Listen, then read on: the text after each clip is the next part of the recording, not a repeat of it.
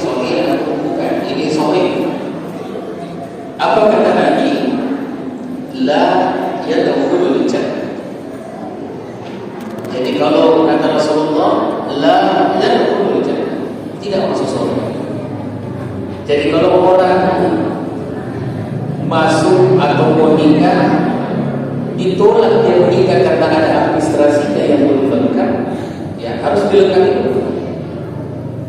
Ini Rasul menyatakan la yadkhulul jannah, tidak masuk surga. Kenapa orang itu tidak masuk surga? Ini sahabat bertanya, ya Rasulullah, siapa mereka? Ya, maka Nabi menyampaikan, melanjutkan hadisnya, qati'atur rahim. Tidak masuk surga orang yang memutuskan silaturahim. Dia sholat 23 rakaat bulan Ramadan, sholat sunat 23 rakaat, 20 tambah 3, witirnya 3 rakaat. Kemudian di sepertiga malam dia tahajud sampai sahur. Kemudian dia qabliyah sebelum subuh, sholat subuh, duha besoknya. Kemudian qabliyah sholat duhur, kemudian ba'diyah, begitu seterusnya sampai malam. Dia sholatnya digunakan secara sempurna sesuai yang diperintahkan oleh Rasul dan diperintahkan. Tapi kata Nabi, ada penyakit di antara mereka yang menghalangi amal ibadah itu tidak diterima. Apa itu? Qati'atur rahim, memutus silaturahim. Jadi biar sholatnya hebat, ya ibu perhatikan baik-baik. Biar sholat hebat, kalau memutus silaturahim, la yadkhulul jannah, tidak akan masuk surga. Itu hadis pertama. Hadis kedua, ini kan 15 menit saya baca. Hadis kedua kata Nabi, wa qati'atur rahim. Dan barang siapa atau siapa di antara kalian, kata Nabi, yang memutuskan silaturahim, perhatikan baik-baik Bapak Ibu. Ini apa poin yang disampaikan Nabi. Wa qati'atur rahim. Siapa di antara kalian yang memutuskan silaturahim? Kata Nabi, pertama, la sholat, tidak diterima amal sholat. Seperti tadi yang disampaikan Nabi, la yadkhulul jannah, tidak akan masuk surga. Qati'atur rahim, memutuskan silaturahim. Lalu hadis kedua, qati'atur rahim, siapa yang memutuskan silaturahim, la sholatahu, seluruh amal ibadah sholat yang dia kerjakan tidak diterima Allah. Hati-hati, ini hadis, ya, bukan saya yang bilang, Rasul yang bilang. Kita harus memperhatikan.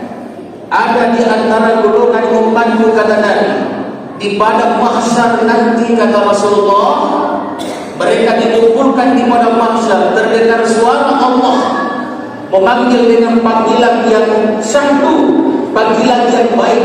Ya ayyuhalladzina amanu, hai orang-orang yang beriman, silahkan masuk dengan amal-amal yang kalian kerjakan. Masuklah ke pintu surga yang mana kalian mau. Begitu sampai di depan pintu surga, Allah katakan, illa, kecuali kata Allah, yang aku tidak terima ibadah sholatnya atau ibadah-ibadahnya. Merugi kita, kata Rasulullah. Orang yang merugi itulah orang seperti itu, ya. Jadi kalau tataran dunia yang dimaksud dengan orang merugi, dia berdagang, kemudian dagangannya tidak laku, atau laku tapi harganya tidak sesuai dengan modalnya. Nah, orang yang merugi di yaumil akhir kelak, dia sholat, dia puasa, dia zakat, tapi tidak dinikmati amal-amal. Jadi kata Rasulullah, la sholatahu, tidak diterima amal sholat. Siapa lagi mereka yang memutuskan silaturahim? Ibu-ibu perhatikan ini, ya. Siapa mereka lagi? Kata Rasulullah, wasiyamah, orang yang memutuskan silaturahimnya, kata Nabi, wasiyamahu, sekalipun mereka dia puasa sebulan penuh bulan Ramadan, dia puasa sesudah Ramadan, Syawal, setelah itu Muslim kami sedang puasa yang lainnya. Wasiyamahu, kata Nabi, orang yang memutuskan silaturahimnya itulah amal ibadah puasanya, sekalipun puasa yang dikerjakan adalah puasa yang terbaik. Sampai di situ kata Nabi, tidak. Masih ada kata Rasulullah. Karena saya bilang tadi 4, ini baru 2. Apalagi kata Nabi setelah la sholatahu wa siyamahu, apalagi kata Rasulullah, wa do'ahu. Siapa yang memutuskan silaturahim di antara umatku, kata Nabi, maka setiap doanya tidak akan pernah diijabah sekalipun dia berdoa di tempat yang paling mustajab. Dia datang ke Ka'bah, di depan Ka'bah dia bermunajat, dia masuk di rahoda, di depan di dalam rahoda dia berdoa, tapi orang itu memutus silaturahimnya, kata Nabi, wa doa, setiap lantunan doanya tidak akan pernah diterima Allah Subhanahu wa taala dan tidak akan diijabah. Pertanyaannya, tidak ada orang kamu bukti di sini? Tidak ada.